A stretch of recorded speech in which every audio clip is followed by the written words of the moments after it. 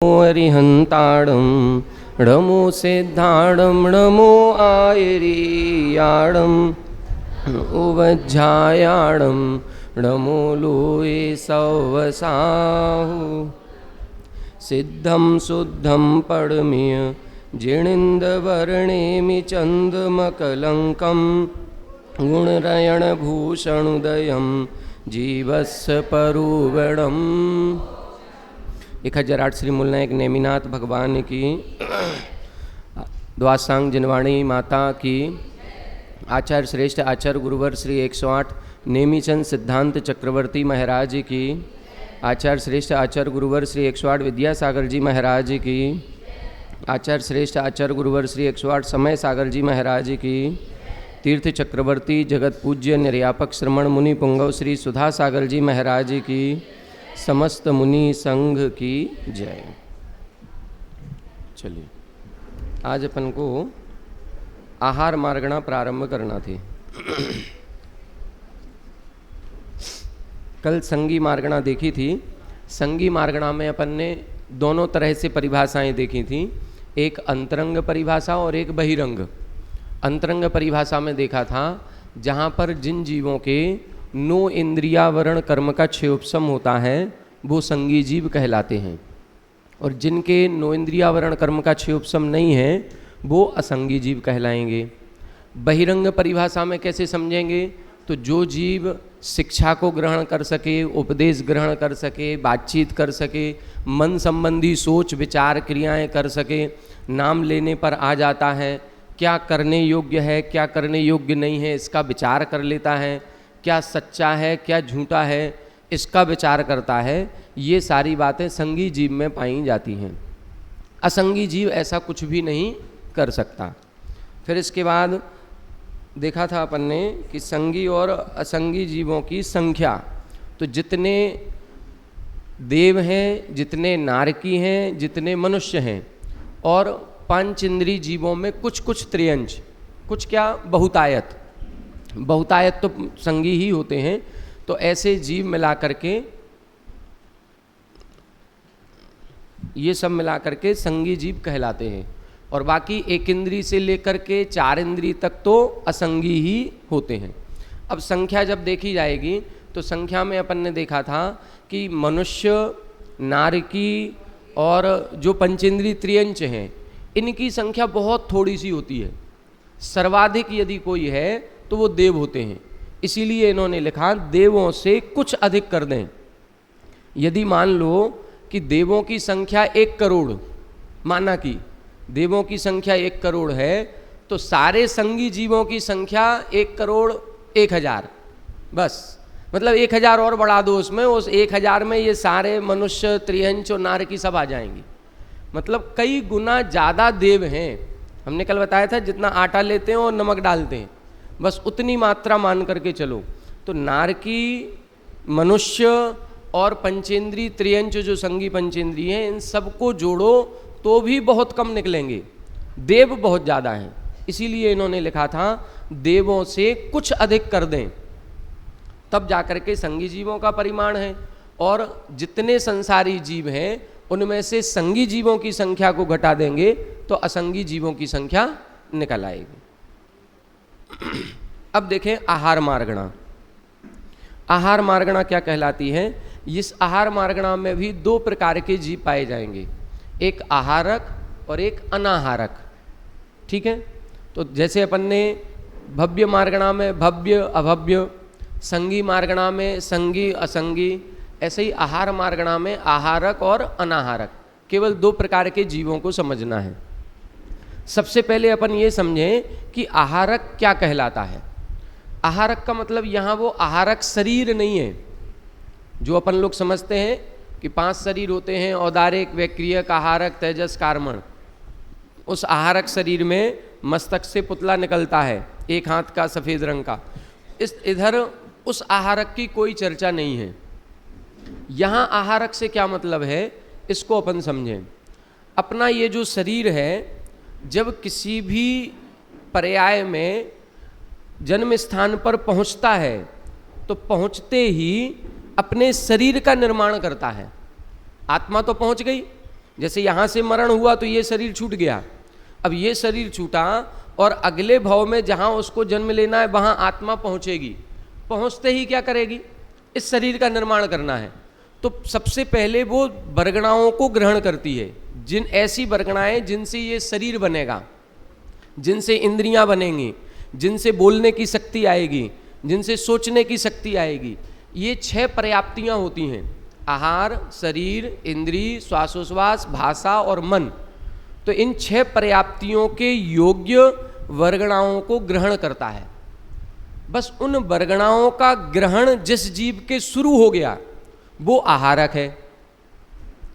उन 6 प्रकार की वर्गणाएं जो हैं, 6 प्रकार की वर्गणाओं में भी 3 ही प्रयोग में आती हैं, एक आहार वर्गणा, एक भाषा वर्गणा और एक मनुवर्गणा।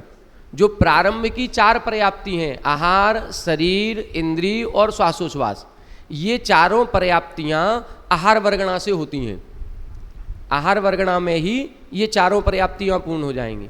बोलने की शक्ति चाहिए तो भाषा वर्गणा भी चाहिए पड़ेगी, और सोचने की शक्ति चाहिए तो मनोवर्गणा चाहिए। तो कुल मिलाकर के 3 प्रकार की वर्गणाएं हो गई, आहार वर्गणा, भाषा वर्गणा और मनोवर्गणा। तो इन 3 प्रकार की वर्गणाओं का जब ग्रहण होने लगता है तो आहारक है, और जब इन वर्गणाओं का ग्रहण रुक जाता है तो अनाहारक हो जाता है। एक बार जब इन वर्गणाओं का ग्रहण प्रारंभ हो जाता है तो मरण पर्यंत नहीं रुकता। जैसे हम लोग अभी कौन है? आहारक। अभी भी ग्रहण चल रहा है, अभी भी हमारे शरीर के योग्य वर्गणाएं, असंख्यातों वर्गणाएं मिल रही हैं और छूट रही हैं। अभी भी ऐसा नहीं है कि हम जो खाना खा करके आए हैं उसी से हमारा शरीर चल रहा है, नहीं। हमारा शरीर जो चल रहा है वो इस शरीर के योग्य नोकर्म वर्गणाओं को हम प्रति समय ग्रहण कर रहे हैं और प्रति समय छोड़ भी रहे हैं। इसको संघातन और परिसातन कहा जाता है। जो हमारा शरीर बन गया, बनने के बाद भी अभी भी हमारा मरण पर्यंत, जब तक मरण नहीं होगा तब तक हम अनंतानंत इन वर्गणाओं को ग्रहण करते ही रहते हैं। तो जब तक मरण नहीं हुआ तब तक कौन कहलाएंगे? आहारक। अब करना क्या है? जैसे ही अभी तो आहारक थे, मरण हुआ तो मरण होते ही ये शरीर छूट जाएगा। अब ये शरीर छूट गया, अब रास्ते में जाएंगे, उस स्थान तक पहुंचेंगे। तो जब तक उस स्थान तक नहीं पहुंचे तब तक किसी भी शरीर के योग्य वर्गणाएं ग्रहण होंगी क्या? नहीं होंगी, क्योंकि रास्ते में है, रास्ते में हम किसी भी शरीर के योग्य वर्गणाओं का ग्रहण नहीं करते। जब उस जन्म स्थान पर पहुंच जाएंगे, मान लो यहाँ से मरण करके हमें देवों में जाना है, तो यहाँ से आत्मा निकली तो ये शरीर छूट गया। शरीर छूटते ही इस शरीर के योग्य जो वर्गणाएं ग्रहण हो रही थी वो रुक गईं। अब रास्ते में है, अब यहाँ से मान लो हमें 16वें स्वर्ग में जाना है, तो यहाँ से विग्रह गति बनेगी। वो 1 मोड़े वाली भी हो सकती है, 2 मोड़े वाली भी हो सकती है, 3 मोड़े वाली भी। 3 मोड़े कहें तो 1 समय के लिए, 2 समय के लिए अथवा 3 समय के लिए इन शरीर के योग्य वर्गणाओं का ग्रहण रुक जाएगा। और जैसे ही जन्म स्थान पर पहुंच गए वहां पर फिर शुरू हो गया। देवों में जाएंगे तो वैक्रियक शरीर के योग्य वर्गणाएं ग्रहण करेंगे, नारकियों में जाएंगे तो वैक्रियक शरीर के योग्य वर्गणाएं ग्रहण करेंगे, मनुष्य त्रियंच बनेंगे तो औदारिक शरीर के योग्य वर्गणाएं ग्रहण करेंगे। तो कुल मिलाकर के मरण के बाद जब तक जन्म स्थान पर नहीं पहुंचे तब तक बीच में जो समय के लिए इन वर्गणाओं का ग्रहण रुक जाता है उसी को हम अनाहारक अवस्था कहते हैं। जब तक ये वर्गणाएं ग्रहण हो रही हैं तो आहारक हैं, और इन वर्गणाओं का ग्रहण रुक गया तो अनाहारक हैं। क्लियर हुआ आहारक और अनाहारक की परिभाषा? हम सभी अभी मुख्य रूप से 2 प्रकार की वर्गणाएं निरंतर ग्रहण करते हैं, नोकर्म वर्गणा और कार्मन वर्गणा। कर्म भी बांध रहे हैं, प्रति समय बांध रहे हैं। इन नोकर्म वर्गणाओं का ग्रहण तो रुक जाता है, हमने बताया ना, मरण के बाद रुक जाएगा, 1 समय के लिए, 2 समय के लिए, 3 समय। लेकिन कार्मन वर्गणाओं का ग्रहण वहां भी नहीं रुकता। विग्रह गति में भी जीव कर्मों को ग्रहण करता रहता है। तो कार्मन वर्गणाओं का ग्रहण पूरे संसार काल में निरंतर चल रहा है। कब तक चलेगा? 13वें गुणस्थान के अंत तक। कार्बन वर्गणाओं का ग्रहण कभी नहीं रुकना। हम कितनी भी पर्यायें बदलते रहें, एक भी समय के लिए कार्बन वर्गणाओं का ग्रहण नहीं रुकेगा। लेकिन नोकर्म वर्गणाओं का ग्रहण रुक जाता है। कितने समय के लिए रुकेगा? या तो एक समय के लिए, या 2 समय के लिए, या 3 समय के लिए, इससे ज्यादा नहीं। हम जब विग्रह गति में जाएंगे तो विग्रह गति में जाते समय आपने तत्वार सूत्र दूसरा अध्याय में पढ़ा होगा कि गति होती है तो वो सीधी गति भी हो सकती है, एक मोड़े वाली भी हो सकती है, 2 मोड़े वाली भी हो सकती है, और कोई कोई जीव 3 मोड़े भी लेते हैं। 3 मोड़े से ज़्यादा कोई नहीं लेता। तो जहाँ सीधी गति होती है उसमें अपन ने पढ़ा है एक समया विग्रह। अविग्रह यानी सीधी गति में एक समय लगता है। जहाँ एक समय लगेगा वहाँ पर अनाहारक अवस्था नहीं बनेगी।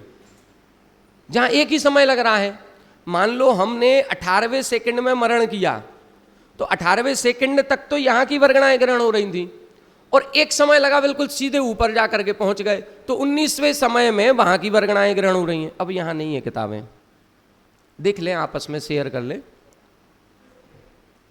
नहीं रखी, वहाँ भी नहीं रखी, थैली रखी है। तो 18वें समय तक तो यहाँ की वर्गणाएं ग्रहण हो रही थी, और 19वें में वहाँ की ग्रहण हो गई। तो बीच में गैप हुआ क्या? नहीं हुआ। तो जहाँ सीधी गति होती है वहाँ पर अनाहारक अवस्था नहीं बनती। यदि हम सीधी गति से ही जन्म मरण जन्म मरण जन्म मरण करते रहें तो अनाहारक अवस्था उसमें नहीं बनेगी। लेकिन जहाँ हम एक मोड़ा लेंगे, मान लो हम सीधे यहाँ पर मरण हो रहा है और हमको यहाँ उत्पन्न होना है, तो हम पहले सीधे जाएंगे फिर ऐसे मुड़ेंगे। तो एक मोड़ा जहाँ पर होगा, एक टर्न लेंगे, वहाँ एक टर्न लेते ही अब 2 समय लगेंगे, और जब 2 समय लगेंगे तो एक समय के लिए अनाहारक हो जाएगा। तो एक मोड़े में एक समय के लिए, 2 मोड़े में 2 समय के लिए, और 3 मोड़े वाली गति में 3 समय के लिए अनाहारक अवस्था बनती है। बस इसी को अनाहारक कहते हैं। अब उस अनाहारक अवस्था में जो जीव हैं उनको अनाहारक जीव कहेंगे, और जो आहारक हैं उनको आहारक जीव कहेंगे। बस इसी का वर्णन अपन को इसमें पढ़ने को मिलेगा कि आहारक किसे कहेंगे, अनाहारक किसे कहेंगे, आहारक जीव कौन कौन है, और अनाहारक अवस्था कब कब बनती है, आहारक जीवों की संख्या कितनी होगी, अनाहारक जीवों की संख्या कितनी होगी। बस ये वर्णन अब 5-7 गाथाओं में आएगा। क्लियर हो गया? कुल मिलाकर के 9 कर्म वर्गणाओं से संबंधित है। 9 कर्म वर्गणाओं में भी शरीर के योग्य औदारिक शरीर, वैक्रियक शरीर और आहारक शरीर। तीसरे लेते हैं अपन भाषा वर्गणा अथवा मनोवर्गणा। बस इनको ही लेना है। तेजस वर्गणाओं का ग्रहण तो प्रति समय चलता है, कार्बन वर्गणाओं का ग्रहण प्रति समय चलता है, क्योंकि तेजस और कार्बन शरीर हमेशा जीव के साथ लगे हैं, ये छूटते ही नहीं है। तो इनका ग्रहण तो प्रति समय चल ही रहा है। केवल औदारिक, वैक्रियक और आहारक शरीर जो होता है, इन 3 शरीर के योग्य अथवा 6 पर्याप्तियों के योग्य वर्गणाओं का ग्रहण करना आहारक है, और जब इन वर्गणाओं का ग्रहण नहीं होता है तो अनाहारक कहलाते हैं। स्पष्ट हो गया? अब गाथा को देखें अपन। उदयावर्ण शरीरो, उदयावर्ण शरीरो, दैण तद्देह वयण चेताणम, दैण तद्देह वयण चेताणम, णोकम वग्गणाणम, णोकम वग्गणाणम, गहनम आहारयम नाम,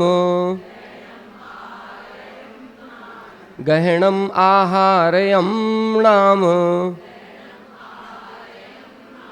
उदयावर्ण शरीरो, दैण तद्देह वयण चेताणम, णोकम वग्गणाणम, गहनम आहारयम नाम। पढ़ें।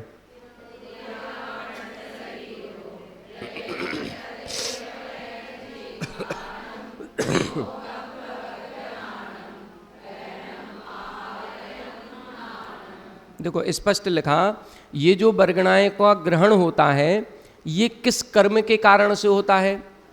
तो लिख रहे हैं उदयावन्न शरीर उदयेण, एक नाम कर्म अपना है और नाम कर्म के अंतर्गत है शरीर नाम कर्म। उस शरीर नाम कर्म के उदय से शरीर के योग्य, वचन के योग्य और मन के योग्य तीनों लिखे हैं। देह वयण चित्ताणम, देह का मतलब शरीर काय, वयण का मतलब वचन और चित्त का मतलब मन। तो शरीर नाम कर्म के उदय से सहित इस जीव के शरीर के योग्य, वचन के योग्य और मन के योग्य नोकम वग्गणाणम गहणम, जो नोकर्म वर्गणाओं का ग्रहण होता है उसको आहार्यम नाम, उसको आहारक अवस्था या आहारक जीव कहेंगे, उसको आहारक कहते हैं। ठीक है, तो क्या लिख दिया? शरीर नाम कर्म का उदय चाहिए और शरीर नाम कर्म के उदय से 3 शरीर के योग्य, वचनों के योग्य अथवा मन के योग्य जो नोकर्म वर्गणाओं का ग्रहण है उसको आहारक कहते हैं। ठीक है, आगे देखें, आहारक ही क्यों कहते हैं इसको, इसका नाम आहारक क्यों दिया?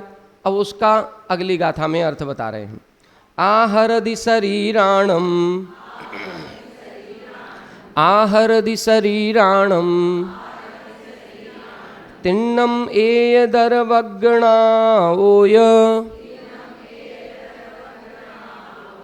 तिन्नम एयदर्वग्गणाओय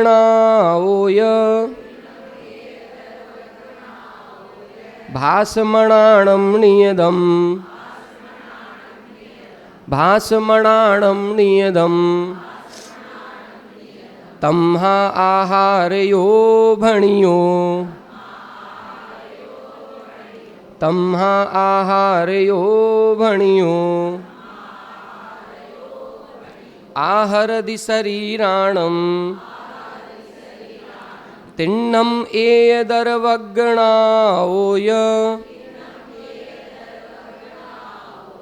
भासमणाणं नियदम् तम्हा आहारयो भणियो। पढ़ें।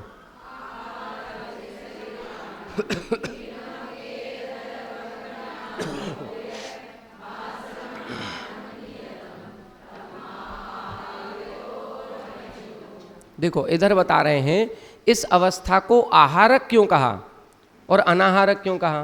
तो आहारक शब्द का अर्थ बता रहे हैं, ये शब्द अर्थ कहलाता है या व्युत्पत्ति अर्थ कहलाता है। आहारक शब्द का व्युत्पत्ति परक अर्थ क्या है? तो निकलेगा आहरदी, आहरती इति आहार का। आहरती का मतलब ग्रहण करना, खींचना, आकर्षण करना। तो वह जीव पहुंचा और पहुंच करके चारों तरफ से वर्गणाओं को आकर्षित करता है, ग्रहण करता है। जैसे मान लो एक पानी का टब है या एक बर्तन में पानी रखा है, अब उसमें कोई बिल्कुल लोहे की गरम, बहुत तेज गरम वस्तु को उसमें डालो, वो डालते ही चारों तरफ से पानी को खींचेगा, बिल्कुल छन छन छन छन की आवाज़ आएगी, वो पूरा पानी खींचेगा वो अपनी तरफ। बस उसी तरह से यह जीव जब जन्म स्थान पर पहुंचता है तो पहुंचते ही चारों तरफ से उन वर्गणाओं को खींचता है, वर्गणाओं को ग्रहण करता है। बस उसी का नाम आहारक है। आहरती, आहरती का मतलब ग्रहण करना। तो आहरती शब्द का अर्थ ग्रहण करना है और ये वर्गणाओं का ग्रहण कर रहा है, इसीलिए इस अवस्था को आहारक अवस्था कहते हैं।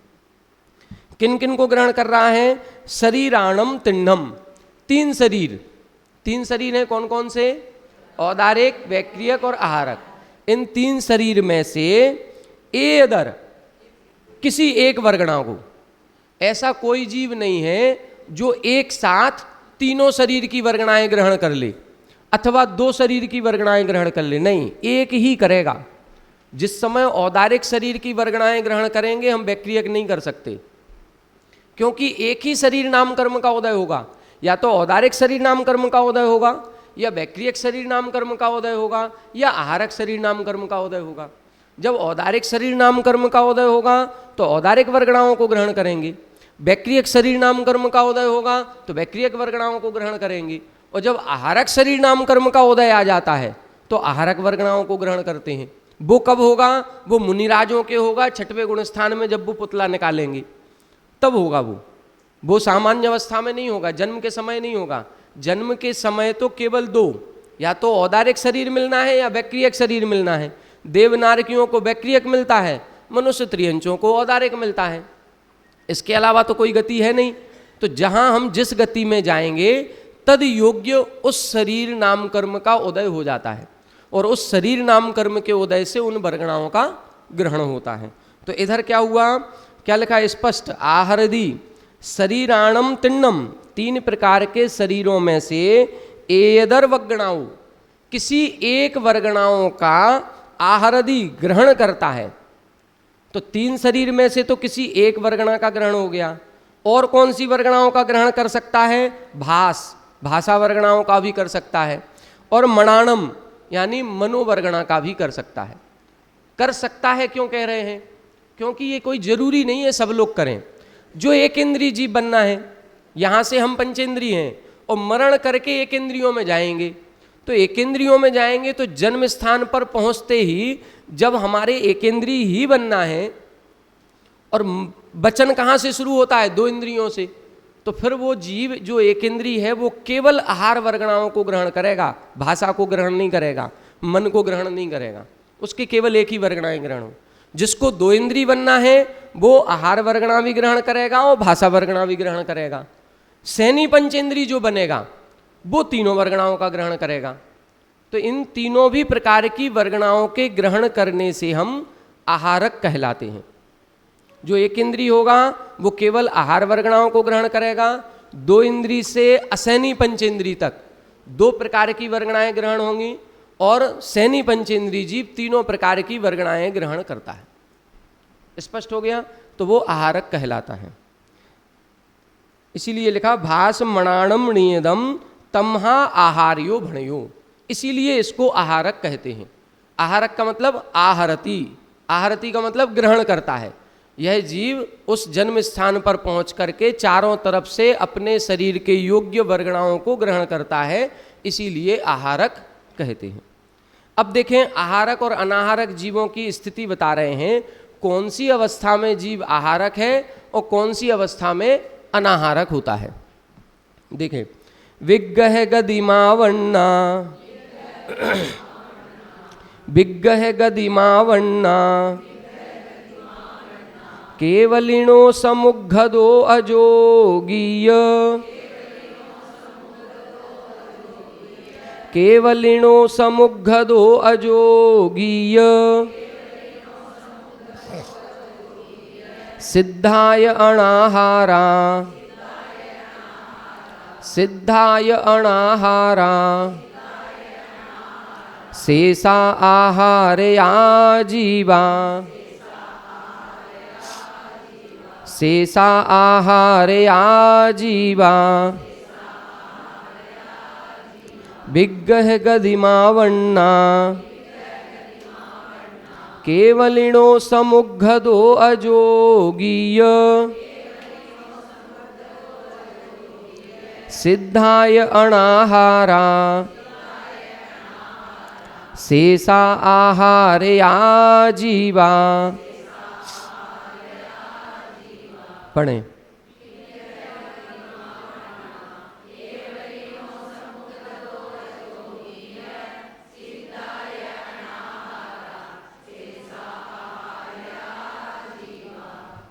देखें, अब इधर बता रहे हैं आहारक अवस्था कब है और अनाहारक अवस्था कब है।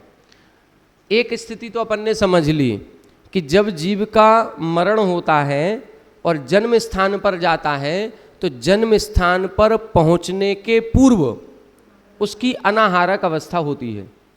ये कहाँ हो रही है? विग्रह गति में।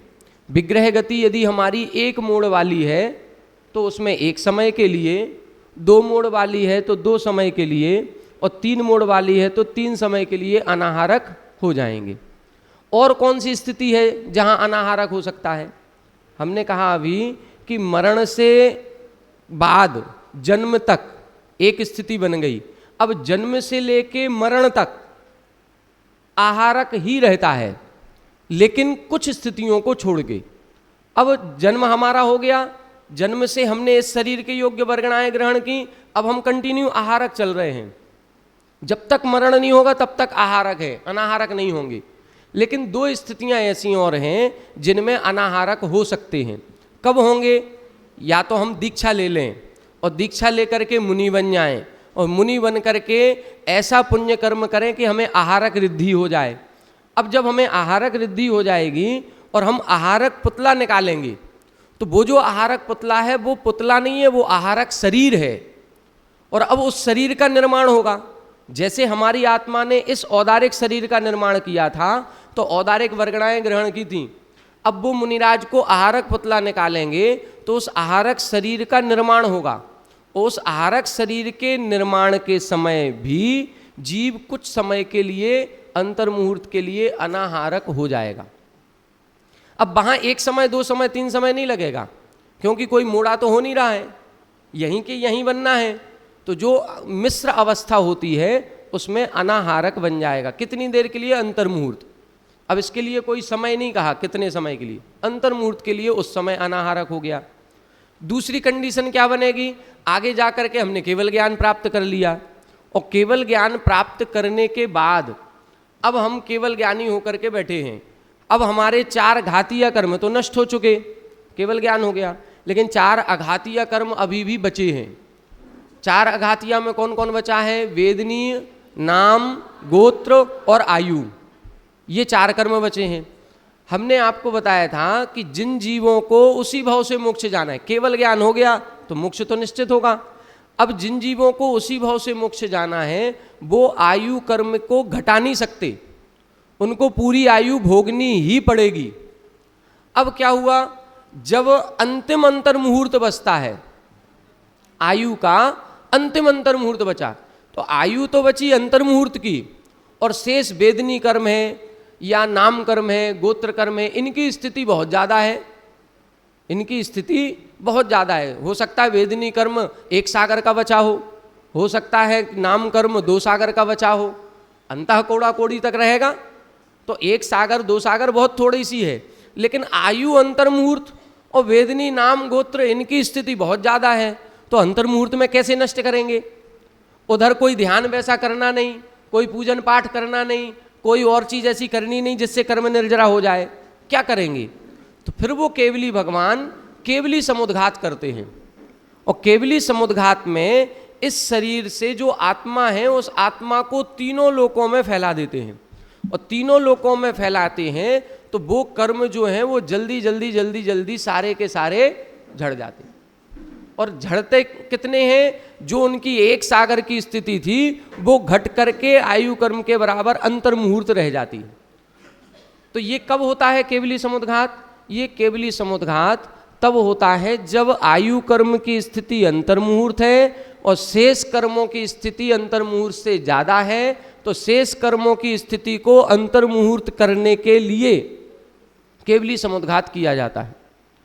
मान लो हमको कहीं बाहर जाना है अर्जेंट, या ये कह सकते हैं कि मुनिराज आ गए, पड़गाहन हो गया और हमारे ही चौके में आए हैं, और हमको अब भाव आया कि हम भी आहार दे लें। अब शुद्ध धोती दुपट्टे नहीं है तो क्या करोगे?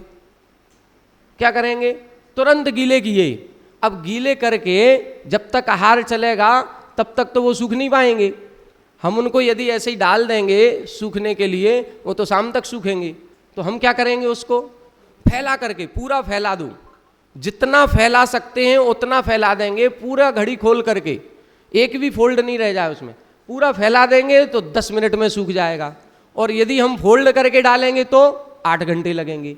बस इसी तरह से है, जब समय कम है, आयु अंतर्मुहूर्त की बची है और शेष कर्म इतने ज़्यादा हैं, तो क्या करेंगे? कैसे जल्दी जल्दी करें? तो वो अपनी आत्मा को फैला देते हैं, इस शरीर से बाहर निकालो इस आत्मा को। तो आत्मा के प्रदेश तीनों लोकों में फैलते हैं, इतना फैला देते हैं कि हम मध्य लोक में बैठे हैं लेकिन आत्मा के प्रदेश ऊर्ध्व लोक में बात वलय को टच कर जाते हैं, नीचे अधोलोक में भी बात वलय को टच कर। पूरे लोक में एक भी प्रदेश ऐसा नहीं रहता है जिसमें आत्मा के प्रदेश न पहुँचें। उस समय जब उनकी आत्मा के प्रदेश पूरे लोक में फैले हैं तो हमारी आत्मा के प्रदेशों से भी स्पर्श करेंगे। करेंगे? हम भी तो उसी 3 लोक में हैं। तो जब वो फैलाएंगे तो हमारे अंदर से निकलेंगे वो प्रदेश, आत्मा के प्रदेश। सोचो कैसा क्षण होता होगा कि केवल ज्ञानी की आत्मा से हमारी आत्मा स्पर्शित हो रही है। अपन लोग जब मुनिराज होते हैं तो ये सोचते हैं उनके चरण स्पर्श कर लें, वो आशीर्वाद दें तो कम से कम हाथ ही रख दें, दूर से नहीं, थोड़ा सा छूने को तो मिल जाए। अभिषेक वगैरह हम लोग करने जाते तो ऐसा लगता है प्रतिमा ही को छू लें, तो कुछ स्पर्श करने का एक अलग आनंद होता है। अब सोचो उस समय केवली समुद्घात जब कोई केवल ज्ञानी करते हैं तो उनकी आत्मा हमारी आत्मा से स्पर्शित होती ही है, लेकिन हम लोगों को एहसास नहीं होता। यदि एहसास हो जाए कि इस समय केवली भगवान की आत्मा स्पर्श हो रही है तो हो सकता है उस समय हमारी अनंत गुणा विशुद्धि बढ़ जाए, लेकिन पता ही नहीं चलता कब कौन केवली भगवान समुद्घात कर रहे हैं, किस समय हमारी आत्मा से स्पर्शित होकर के निकल गए, हमको आइडिया भी नहीं लगेगा। कितनी देर लगती है? 8 समय लगते हैं। 4 अवस्थाएं होती हैं, इनके फैलने का भी एक तरीका है। जैसे यहाँ ऐसे बैठे हैं पद्मासन में, तो सबसे पहले दंडवत फैलेंगे। दंडवत मतलब सीधे जो आत्मा के प्रदेश हैं ऊपर चले जाएंगे और सीधे नीचे चले जाएंगे। इस शरीर की जितनी लंबाई चौड़ाई है इससे लगभग 3 गुने, अलग अलग प्रमाण है केवली समुद्घात का, लगभग 3 गुने। तो 3 गुने प्रमाण ऊपर भी और नीचे भी। ऊपर कहाँ तक? सिद्धशला पर्यंत, वहाँ तक पहुँच गए। और नीचे भी 7वें नरक की भूमि है, वहाँ उसके नीचे कलंकला भूमि है, बात वलय को छोड़ के। ऊपर के बात वलय छोड़ दो, नीचे की बात वलय, बाकी पूरे 14 राजू में फैल गए दंडवत। अगला समय होगा, अगले समय में इस तरफ फैल जाएंगे, तो कपाट होगा, ये मतलब दरवाजे की तरह खुल गए ऐसे। तो इधर भी इस तरफ और इस तरफ पूरा लोग कवर कर देंगे। अब 2 स्थान हो गए, ऊपर भी हो गया और नीचे भी, लेकिन ये कोना रह गया, ये कोना रह गया, पीछे के कॉर्नर जितने हैं वो पूरा बाकी है अभी। तीसरा समय होगा प्रतर, उसमें पूरे कॉर्नर में भी फैल जाएंगे, अभी बात वलय छूटे हैं। जब चौथा समय आता है लोक पूरण, उसमें फिर बात वलय में भी होता है, उसमें फिर बात वलय में भी फैल जाएंगे। तो 4 समय लगे। पहले समय में दंड, दूसरे में कपाट, तीसरे में प्रतर और चौथे में लोकपूर्ण। अब जैसे फैलाए हैं वैसे ही संकुचित करेंगे। तो पहले बात वलय तक पहुंच गए थे, अब उनसे घटाएंगे, तो थोड़ा सा कम करके पूरे 3 लोक तक बचेंगे। फिर और कम करेंगे तो जो कॉर्नर में फैले थे वो कम होंगे, फिर जो कपाट रूप में फैले थे फिर वो कम होंगे, फिर दंड रूप में थे फिर वो कम होंगे। बस इस तरह से 8 समय कुल केवली समुद्घात में लगते हैं, कुल 8 समय लगते हैं। पहले समय में दंड, फिर कपाट, फिर प्रतर, फिर लोकपूरण, फिर प्रतर, फिर कपाट, फिर दंड और फिर स्वस्थान। इन 8 समयों में सोचो जरा, कितना भी वेदनी कर्म हो, नाम कर्म हो, गोत्र कर्म हो, सागरों की आयु स्थिति भी इन 8 समयों में अंतर्मुहूर्त कर देते हैं। इन 8 समयों में अंतर्मुहूर्त। अच्छा, ये प्रक्रिया कोई जान करके नहीं होती, बुद्धिपूर्वक नहीं होती कि कोई केवली भगवान कहें कि अब हमें केवली समुद्घात करना है। ये ऑटोमेटिक प्रोसेस है, अपने आप होगी, ये अपने आप होती है, इसको बुद्धिपूर्वक नहीं करती। क्योंकि मोहिनी कर्म नष्ट हो जाने से इच्छाएं सब खत्म हो जाती हैं। केवली भगवान के जो भी क्रियाएं होती हैं, चाहे समोसरण लग रहा हो, चाहे वो बिहार हो रहा हो समोसरण का, चाहे दिव्यध्वनि हो रही हो, सब अपने आप होता है। भवि भागन वच जोगे मसाए, भाई ये सब अपनी क्रियाएं अपने आप होती हैं। केवली समुद्घात भी अपने आप स्वयमेव हो जाता है, इसका एहसास हो सकता है उनको भी ना होता हो कि हम केवली समुद्घात कर रहे हैं, वो तो बस अपने आप ऑटोमेटिक प्रोसेस है, हो जाता है। तो अब ये जो केवली समुद्घात किया है, इस केवली समुद्घात में भी अब अलग अलग अवस्थाएं बनती हैं। तो जहाँ दंड अवस्था होती है उसमें औदारिक का योग होता है, कपाट अवस्था में औदारिक मिश्र का योग होता है, और जो प्रतर और लोकपूर्ण अवस्था होती है इसमें कार्मण का योग हो जाता है। और जहाँ जहाँ कार्मण का योग होगा वहाँ वहाँ अनाहारक अवस्था होती है। जहाँ जहाँ कार्मण का योग है वहाँ वहाँ अनाहारक अवस्था है। तो अब कार्मण का योग कितने समय को होगा? प्रतर में और लोकपूर्ण में। तो प्रतर का 1 समय, लोकपूरण का एक समय और वापसी में फिर प्रतर का एक समय। ये 3 समय के लिए यहां भी अनाहारक अवस्था बन जाती है। क्लियर हुआ? कौन कौन सी चीजें हो गई? अब अनाहारक अवस्था कब कब बनेगी? सबसे पहले तो मरण के बाद जो विग्रह गति बनती है, उस विग्रह गति में कार्मण का योग होता है। तो वो कार्मण का योग कितने समय को होगा? 1 समय, 2 समय अथवा 3 समय। कोई जीव होंगे वो 1 समय के लिए करेंगे, कोई 2 समय के लिए, कोई 3 समय के लिए। तो यहां पर अनाहारक अवस्था ये 3 प्रकार से बन जाएगी। दूसरी स्थिति बताई, आहारक पुतला जब निकलता है तब अंतर्मुहूर्त के लिए अनाहारक अवस्था बनेगी। तीसरी स्थिति है केवली समुद्घात में 3 समय के लिए अनाहारक अवस्था बनती है। अब देखो, जन्म के मरण के बाद जो जन्म हो रहा है उस समय जो अनाहारक अवस्था बन रही है और केवली समुद्घात में जो अनाहारक अवस्था बन रही है, इनमें क्या अंतर हुआ? इनमें अंतर यह है कि जो विग्रह गति में अनाहारक अवस्था है वो 1 समय की भी हो सकती है, वो 2 समय की भी हो सकती है और वो 3 समय की भी हो सकती है। उधर जघन्य 1 समय, उत्कृष्ट 3 समय हो सकता है। लेकिन केवली समुद्घात में तो 3 पूरे ही लगेंगे। ऐसा नहीं है कि कोई केवली भगवान एक ही समय में काम कर लें, नहीं, उनके तो एक पहला भी लगेगा, दूसरा भी लगेगा और तीसरा भी लगेगा ही लगेगा। क्लियर हुआ? तो सामान्य विग्रह गति में जघन्य से 1 समय की भी अनाहारक अवस्था बन सकती है, और ज्यादा बढ़ेंगे तो 3 समय के लिए केवली समुद्घात की अपेक्षा से, और ज्यादा बढ़ेंगे तो आहारक शरीर जब निर्माण हो रहा है तो अंतर्मुहूर्त के लिए अनाहारक अवस्था। इसके बाद और अनाहारक अवस्था कब बनेगी? इसके बाद अनाहारक अवस्था और बनेगी 14वें गुण स्थान में, अयोग केवली। क्योंकि शरीर नाम कर्म के उदय से आहारक अवस्था है, और शरीर नाम कर्म का उदय कहाँ तक है? 13वें गुण स्थान तक। 13वें गुण स्थान तक शरीर नाम कर्म का उदय है, तो वहीं तक आहारक। अब 14वें गुण स्थान का जितना समय है वो पूरा का पूरा समय अनाहारक ही होता है। कितना होता है? अंतर्मुहूर्त, 5 लघु अक्षर प्रमाण कहा जाता है। तो वो पूरी अवस्था जो रहेगी 14वें गुण स्थान की, वो अनाहारक ही रहेगी। ठीक है? और कौन है अनाहारक?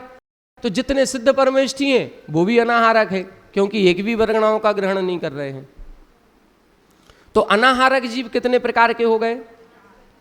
5। एक विग्रह गति वाले, मरण के बाद जो हो रही है। दूसरे आहारक शरीर वाले।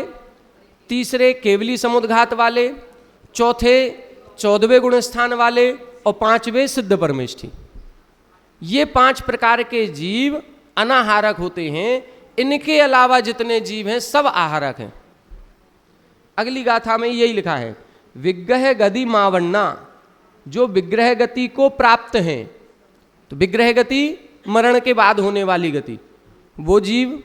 दूसरा लिखा केवलिनो समुद्घदो, जो केवली समुद्घात कर रहे हैं वो जीव। अजोगी,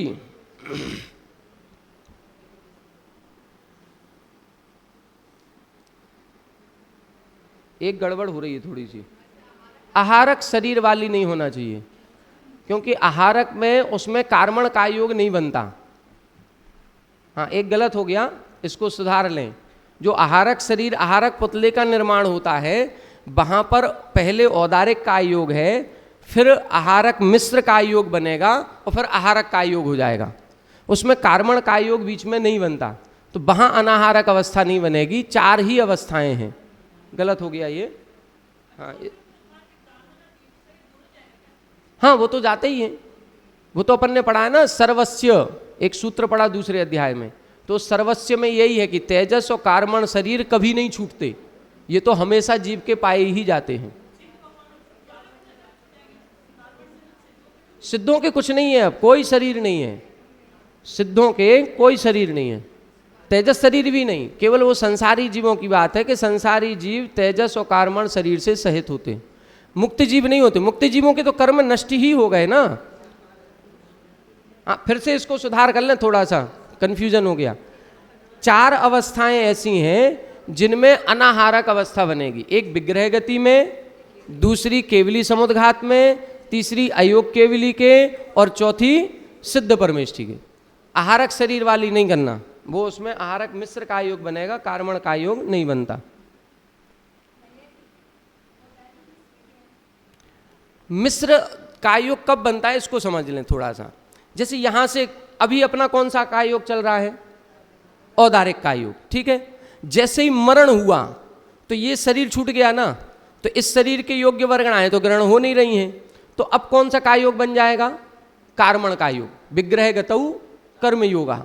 अब कार्मण का योग हो गया। अब कार्मण का योग होने के बाद जन्म स्थान पर पहुंचे, और जन्म स्थान पर पहुंचते ही वर्गणाओं का ग्रहण किया।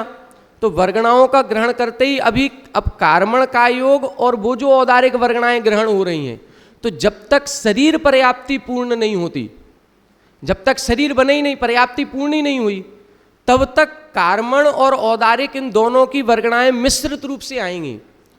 इसीलिए उसको बोलते हैं औदारिक मिश्र।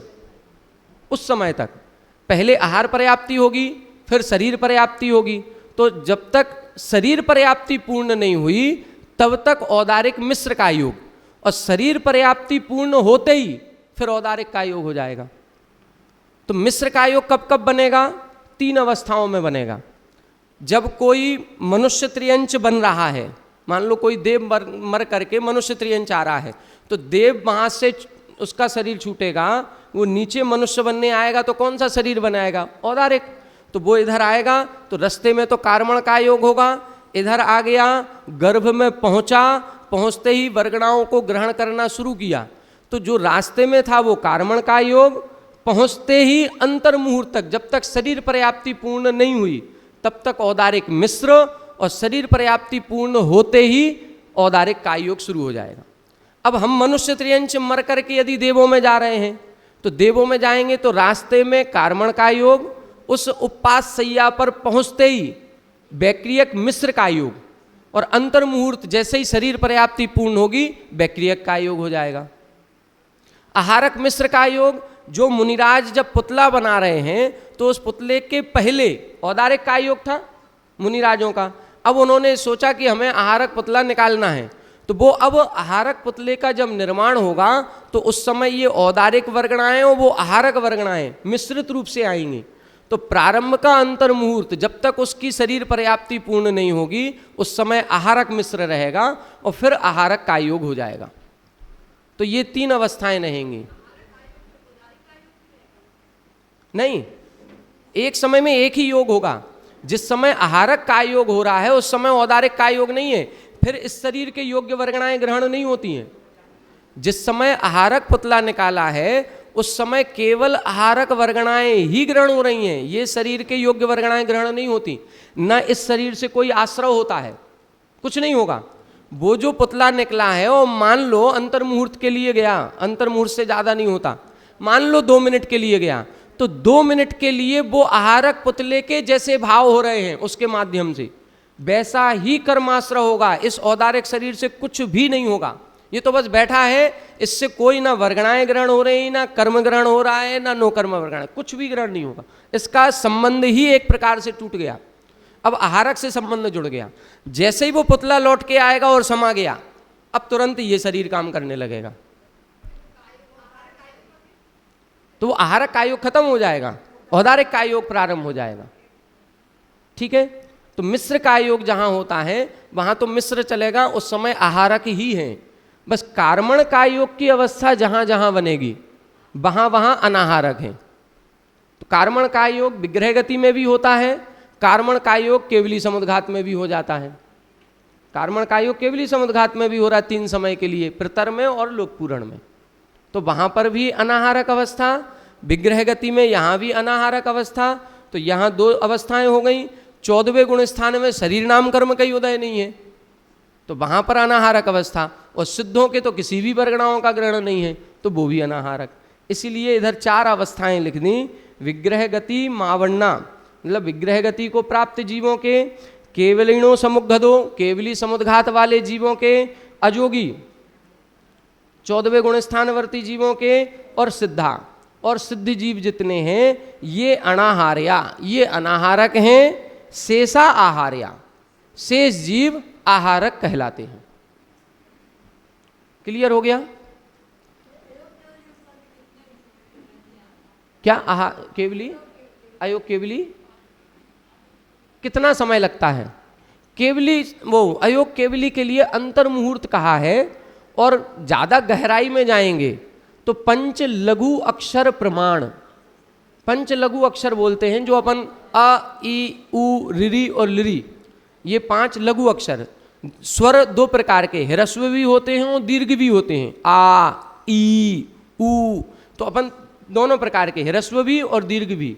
तो दीर्घ में समय ज़्यादा लगेगा, लेकिन ह्रस्व अक्षर जो हैं उनमें समय कम लगता है। मात्र 5 लघु अक्षर प्रमाण, वो भी किसको बोलना है? जैसे अपन लोग बोलते असिया उसा नमा, असिया उसा नमा, असिया, 5 अक्षर अपन ने भी बोले, अ सी आ उ सा, अपने बोलने की बात नहीं कर रहे हैं। जो बचनवल रिद्धि के धारक मुनिराज हैं, और ऐसे मुनिराज जो अंतर मुहूर्त में पूरे द्वादशांग का पाठ कर लेते हैं अंतर मुहूर्त में, उस स्पीड से, उनकी स्पीड से 5 लघु अक्षर बोलने में जितना समय लगेगा उतना 14वें गुण स्थान का काल है। अब ये कहीं नहीं लिखा कि 1 सेकंड है कि 2 सेकंड है कि कितने समय माने, ये कहीं नहीं लिखा, किसी ग्रंथ में नहीं लिखा, केवल इतना ही लिखा हुआ मिलता है, पंच लघु अक्षर प्रमाण इसका काल होता है, सामान्य से अंतर मुहूर्त। चलो अब देखें समुद्घात किसे कहते हैं। अब समुद्घात के बारे में 2-3 गाथाएं इधर आ रही हैं। जो केवली समुद्घात का समझ लिया, अब समुद्घात की परिभाषा, समुद्घात के भेद ये बता रहे हैं। मूल शरीर मछंडीय, मूल शरीर मछंडीय, उत्तर देहस्य जीव पिंडस्य, उत्तर देहस्य जीव पिंडस्य, निगमनम देहादो, निगमनम देहादो, होदि समुद्घादनामं तु, होदि समुद्घादनामं तु, मूल शरीर मछंडीय, उत्तर देहस्य जीव पिंडस्य, निगमनम देहादो, होदि समुद्घादनामं तु। पढ़ें।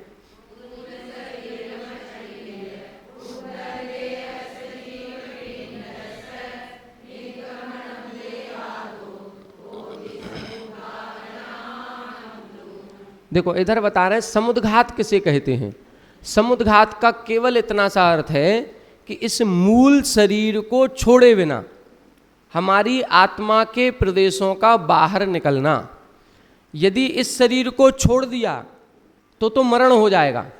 ये जो मूल शरीर हमें मिला है, इस शरीर को आत्म प्रदेशों ने छोड़ दिया पूरी तरह से तो मरण हो जाएगा, ये खत्म हो जाएगा शरीर। लेकिन इस शरीर को छोड़े बिना, इस शरीर को छोड़ना भी नहीं है और आत्मा के प्रदेशों का बाहर भी फैलना है। तो मूल शरीर को छोड़े बिना हमारे उत्तर शरीर, उत्तर शरीर का मतलब उसमें आत्म प्रदेशों के साथ तेजस शरीर और कार्मण शरीर जाएगा। अभी अपने पास कितने शरीर हैं?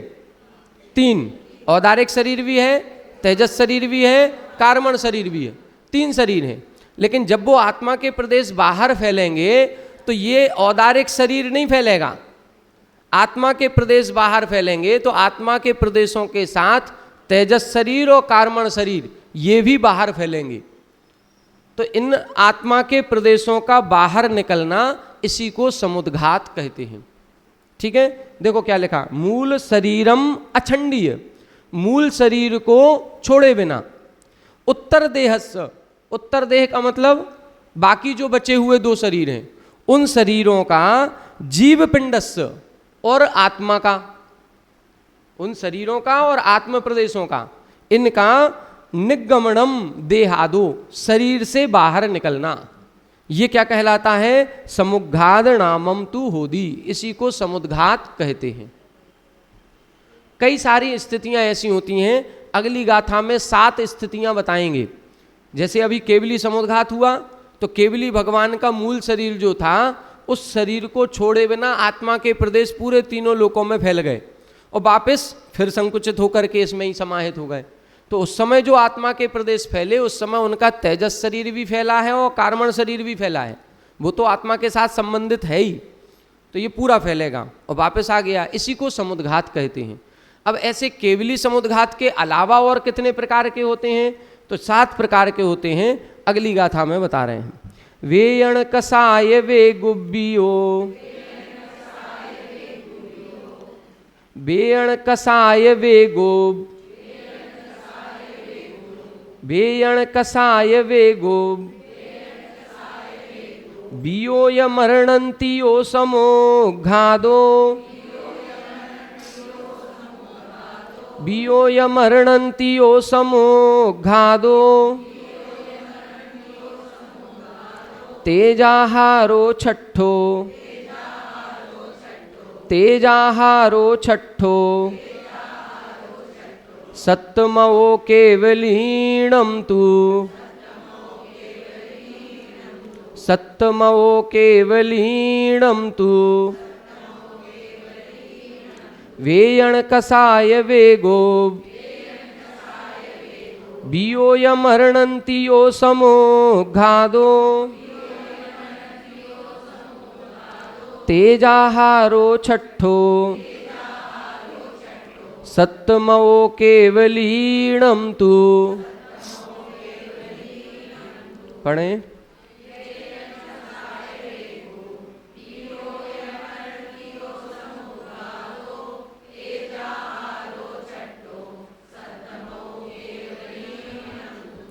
देखो इधर बता रहे हैं 7 प्रकार का समुद्घात होता है।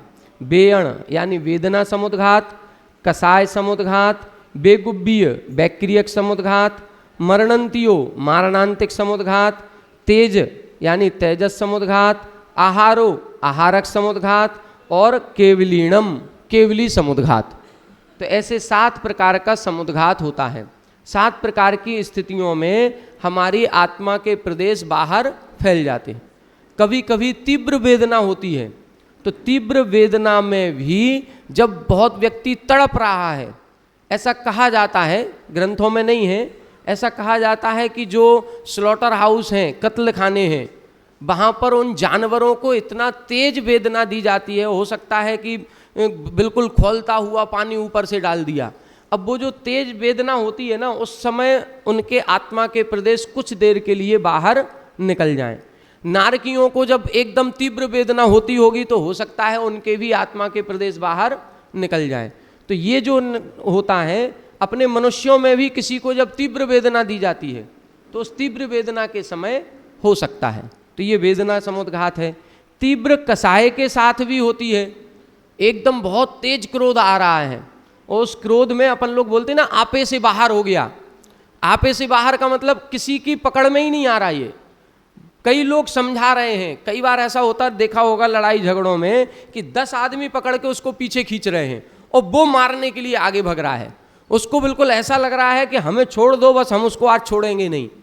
उस समय तीव्र क्रोध आदि कसायों के समय भी इस प्रकार का समुद्घात हो सकता है। तीसरा है बैगुब्बीय।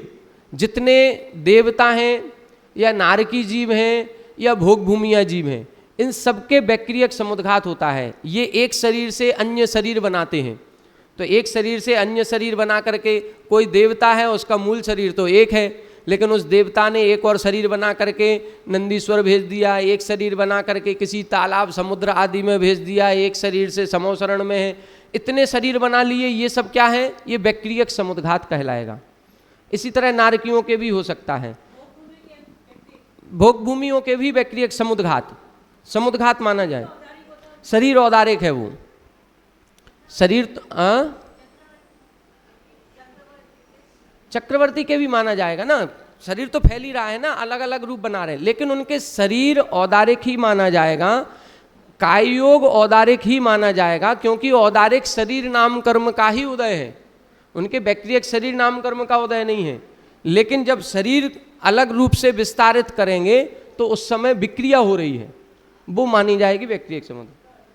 और आगे देखें मारणांतीय, मारणांतिक समुद्घात का मतलब है मरण के अंतर मुहूर्त पूर्व आत्मा के प्रदेश बाहर निकलते हैं और जिस स्थान पर जन्म लेना है उस स्थान को छू करके वापस आ जाते हैं। इसको बोलते हैं मारणांतिक समुद्घात। मारणांतिक समुद्घात क्या है? कई जीवों को ऐसा लगता है हम मरने के बाद पता नहीं कहाँ जाएंगे, तो व्याकुलता होती है, हो सकता है उस व्याकुलता में उनके मारणांतिक समुद्घात हो जाए, आत्मा के प्रदेश निकलेंगे, उस स्थान को छू करके वापस आ जाएंगे। तेजस समुद्घात, तेजस समुद्घात अपन ने देखा, तेजस पुतला निकलता है रिद्धि रूप में। ये तेजस समुद्घात छठवें गुणस्थानवर्ती मुनिराज के ही होगा जिनके तेजस रिद्धि है। और ये तेजस रिद्धि में दो प्रकार से भाव बनते हैं। संक्लेशित भाव होते हैं तो अशुभ तेजस पुतला निकलता है बाएं कंधे से, और जब शुभ भाव होते हैं तो शुभ तेजस निकलता है दाहिने कंधे से। इनका पूरा वर्णन शास्त्रों में है। शुभ तेजस जो होता है वो पुरुष की आकृति का होता है, सफ़ेद रंग का होता है, निकल के दाईं ओर से परिक्रमा लगाता है और फिर 9/12 योजन के क्षेत्र को अच्छा कर देगा, शुभ तेजस। और अशुभ तेजस निकल गया तो वो बाएं कंधे से निकलेगा, लाल रंग का होता है, बिल्ली के आकार का होता है और उल्टी प्रदक्षिणा देगा। वो 3 उल्टी प्रदक्षिणा दे करके 9/12 योजन के क्षेत्र को जला करके भस्म कर देता है। तो उस समय वो तेजस पुतला नहीं है, वो तेजस पुतले के साथ आत्मा के प्रदेश बाहर निकल रहे हैं, आत्मा के प्रदेश बाहर निकल रहे हैं, इसीलिए वो तेजस समुद्घात कहलाता है। आहारक समुद्घात अपन ने समझ ही लिया। आहारक समुद्घात में आहारक पुतला निकलता है जो कभी केवली के पास जाकर के शंका समाधान करता है। कोई विषय में अटक गए, नहीं समझ में आ रहा, तो इधर से आहारक पुतला निकालेंगे, वो केवली श्रुत केवली के पादमूल में जा करके और वहाँ जिज्ञासा समाधान इनका हो जाता है। अशुभ तेजस के बारे में दोनों स्थितियां हैं। जैसे अपन लोग कहते हैं ना कि कई बार अपन को तेज गुस्सा आता है तो हमने जिस पर आ रहा है उस चीज को तोड़ दिया, उस व्यक्ति को मार दिया, उसको खूब सब कुछ कर दिया, फिर भी गुस्सा शांत नहीं हो रहा। कई बार स्थिति होती है फिर भी गुस्सा शांत नहीं हो रहा है। ऐसी स्थिति है कि जिनके अशुभ तेजस निकला है, अशुभ तेजस निकलने के बाद उसने पूरे क्षेत्र को जिस निमित्त से क्रोध आया था उसको जला करके भस्म कर दिया, फिर भी यदि गुस्सा शांत नहीं हुआ तो फिर वो उन मुनि को भी भस्म कर देगा। और यदि ये सब निकलने के बाद उनका गुस्सा शांत हो गया और उनको लगा ये हमसे क्या हो गया, ये कैसे भाव मेरे हो गए, तो जरूरी नहीं है कि उनको